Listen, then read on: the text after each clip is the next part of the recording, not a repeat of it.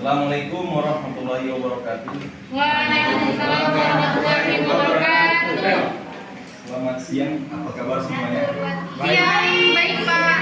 Baik Pak. Jadi mohon perhatiannya di sini dulu. Enggak HP nanti ke belakang. Perhatian lama pertemuan kita mungkin cuma 20 menit hari ini. Jadi mohon perhatiannya. Jadi pertama-tama saya ingin memperkenalkan diri dulu. Nama saya Muhammad Rizky Hasan. Pada kesempatan kali ini materi yang akan saya bawakan itu mengenai hadis tentang gotong royong. Nah, tapi sebelum saya menjelaskan hadis tentang gotong royong, mungkin teman-teman semua sudah tahu apa itu gotong royong. Jadi saya tidak akan menjelaskan lagi. Di gotong royong itu kan kerjasama kan seperti itu. Lihat orang yang sedang membangun bangunan gedung itu gotong royong, jadi tidak perlu dijelaskan lagi. Jadi teman-teman sudah paham. Namun di sini saya akan menceritakan sebuah kisah yang bisa kita ambil pelajarannya. Oke, kalian tahu ini masjid apa? Tidak tahu. Nabawi. Masjid apa ini? Nabawi. Angkat tangan, angkat tangan. Siapa? Siapa? Siapa namanya?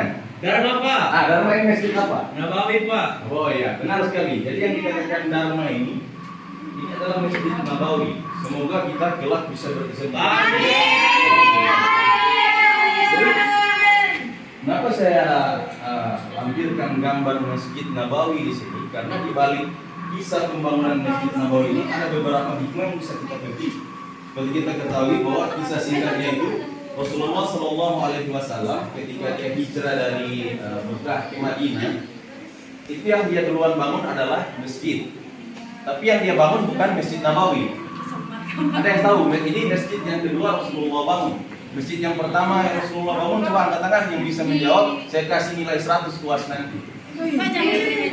Masjid yang pertama kali Rasulullah bangun di ketika hijrah ke Madinah, masjid apa? Apa? Angkat tangan Pak. Masjid Kuba. Jadi siapa namanya? Apo nilai 100 ya, saya catat namanya. Jadi setelah Rasulullah membangun Masjid Kuba, Rasulullah melanjutkan perjalanannya hingga kelak sampai ke satu daerah di mana unta Rasulullah itu berhenti. Jadi ketika unta Rasulullah itu berhenti, itu menunjukkan bahwa atas petunjuk Allah bahwa disinilah tempat yang akan Rasulullah bangun masjid sebelumnya itu Masjid Nabawi. Tapi ini kan potret yang diambil baru-baru nanti. Bangunannya sangat megah, namun dulu bangunannya belum seperti ini. Jadi ketika Rasulullah berhenti di satu tempat itu, maka ditanyalah, dicari tahu ini tanah ini siapa yang punya. Yang punya itu ternyata seorang dua bersaudara, anak yatim, namanya itu adalah Said dan Suhaib. Jadi Rasulullah langsung menawarkan bahwa Rasulullah akan membayar tanah ini kepada seorang dua bersaudara tadi. Tapi dua bersaudara tadi menolak. Mereka bilang bahwa jangan Rasulullah, ini kami berikan saja tanah ini untuk bukan pembangunan masjid. Tapi Rasulullah juga kembali menolak. Rasulullah sampai pada keputusan akhir tanah itu dibayar. Kemudian pada keesokan harinya mulailah dibangun Masjid Nabawi di situ. Jadi yang pertama Rasulullah lakukan itu adalah Rasulullah meratakan tanah, karena pertama itu adalah perkebunan kurma kan, perkebunan kurma, dan juga memindahkan kuburan-kuburan kaum musyrikin yang ada di sekitaran Masjid Nabawi pada itu. Jadi kemudian Rasulullah mulai mengangkat batu, membuat fondasi. Melihat Rasulullah sudah mulai bekerja, sahabat-sahabat pada waktu itu melarang Rasulullah. Jadi sahabat-sahabat ini pada zaman dulu mereka memuliakan sekali terhadap Rasulullah itu. Jadi mereka melarang Rasulullah untuk bekerja, tapi Rasulullah tetap memutuskan untuk bekerja sama. Ini gotong royongnya kan ada di sini.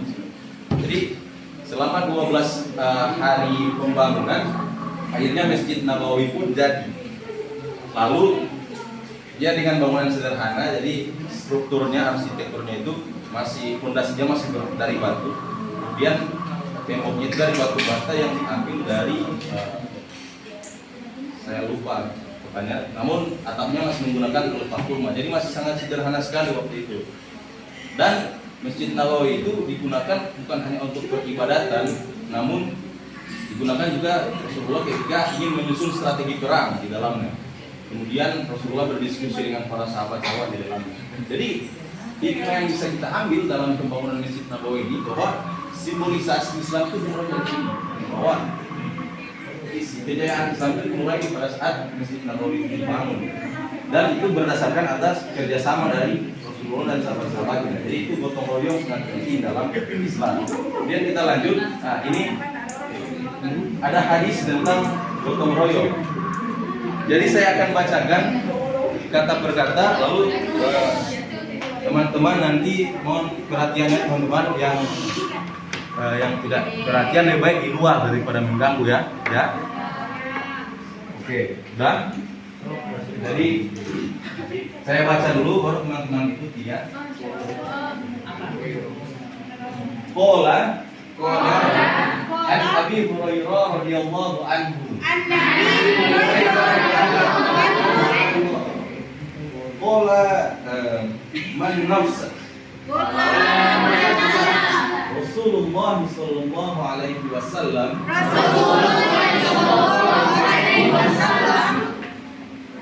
Al-mu'minin kurbatan min kurbatid dunya.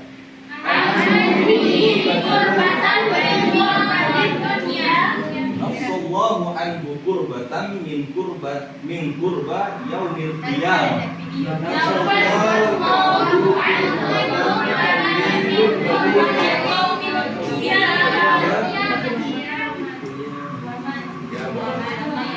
Wa man yassaru ala muhsin yassarallahu alaihi fid dunya wal akhirah.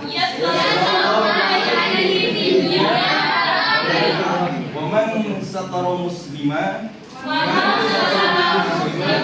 satarallahu fid dunya wal akhirah. Wallahu fi aunil abdi ma kana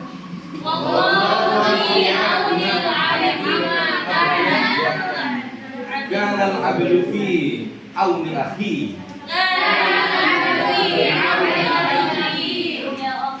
Jadi artinya itu dari Abu Hurairah radhiyallahu anhu, Rasulullah sallallahu alaihi wasallam bersabda bahwa tidak ada seorang muslim yang menolong saudaranya dalam suatu keadaan yang sulit, melainkan Allah akan menolongnya dalam keadaan yang sulit juga. Dan barang siapa yang mempermudah satu kesulitan dunia bagi seorang muslim, niscaya Allah akan mempermudah kesulitan baginya di dunia dan di akhirat. Dan barang siapa yang menutupi aib seorang muslim, niscaya Allah akan menutupi aibnya di dunia dan di akhirat. Dan Allah senantiasa menolong seorang hamba selama hamba itu menolong saudaranya. Jadi ada beberapa pelajaran yang bisa kita ambil dalam hadis tadi. Yang pertama itu ada balasan dari Allah Subhanahu wa taala terhadap sesama. Jadi kan di kalimat pertama itu tidaklah ada seorang muslim yang menolong saudaranya dalam satu keadaan yang sulit, melainkan Allah akan menolong dalam keadaan yang sulit juga. Jadi misalkan di dalam kehidupan sehari-hari kita mengetahui bahwa ada teman kita yang sedang dilanda kesulitan, jangan jauh-jauh. Misal teman kos ada yang belum makan karena belum ada kiriman, kemudian kita bantu mereka, maka di situasi yang sama juga atau yang lebih sulit nantinya, maka pertolongan Allah itu akan datang kepada kita. Kemudian yang kedua itu kemudahan dari Allah sebagai imbalan. Dan barang siapa yang mempermudah satu kesulitan dunia bagi seorang muslim, niscaya Allah akan mempermudah kesulitan baginya di dunia dan di akhirat. Masya Allah sekali. Jadi ketika kita memudahkan urusan kita sesama muslim, maka Allah akan membalasnya bukan hanya di dunia, namun di akhirat pula.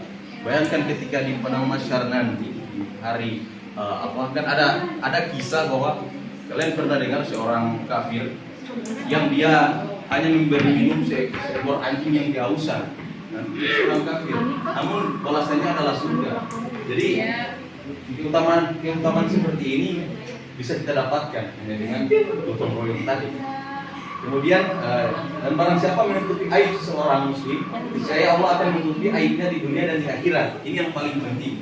Sering terjadi sekarang bahwa di era sekarang, era perkembangan media sosial yang dari 10 tahun ke tahun berikutnya itu terasa lebih cepat sekali, maka perkembangan digital itu sangat cepat. Jadi kita sering melihat bahwa aib-aib orang disebarkan. Ada juga teman-teman mungkin yang sering gibah. Jadi kalau misalkan di hadis ini dijelaskan bahwa kalau kita menutupi aib sesama muslim, maka Allah akan menutupi aib kita di akhirat kelak. Ya Pak. Jadi pentingnya menjaga aib sesama muslim. Kalau ada teman-teman yang bersurat, jangan mau cerita ulang ke orang lain yang dia ada bilang itu ke orang. Kemudian Allah senantiasa menolong seorang hamba selama hamba itu menolong saudaranya. Jadi kesimpulan yang bisa kita ambil dari hadis ini bahwa setiap kita menolong sesama teman, sesama muslim, maka Allah langsung akan membalas kebaikan kita itu bukan hanya di dunia namun di akhirat kelak. Amin ya rabbal alamin. Amin. Oke, pertemuan kita cukupkan sampai di sini. Ya Pak. Nanti tugas kalian itu hafal hadis yang tadi ya. Siap Pak. Nanti bertemu pekan depan akan saya uji satu-satu. Masya Allah. Terima kasih. Karena kita sudah mau balik, mari kita sama-sama berdoa. Namun saya minta satu orang bikin doa. Gian. Ketua kelas. Kelas. Iya. Oke, Fikar saya. Dikari. Ya, jadi teman-teman sebelum kita pulang kita berdoa menurut doa kita masing-masing. Doa mulai.